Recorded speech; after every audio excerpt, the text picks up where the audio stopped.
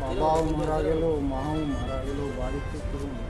বাড়িতে খুব অভাব, পাড়া প্রতিবেশী সবাই জমি জায়গা সব কিছু নিয়ে নিল, না খেয়ে খেয়ে রাস্তায় ঘুরে ঘুরে আমি খিদায় তিরসার, আমি ক্ষুব্ধ হয়ে গেছি। বাবা আমাকে কেউ দুটি খেতে দাও, বাবা আমাকে কেউ দুটো খেতে দাও। আই 2-3 দিন আমি কিছু খাইনি বাবা, খুব অনাহারে আছি বাবা, দুটি আমায় মুড়ি দাও বাবা। আমি আমি আমি খিদায় কৃষ্ণায় আমার জীবনটা চলে যাচ্ছে বাবা। আমি দুটি ভিক্ষা মেঘে খাই বাবা রাস্তায়।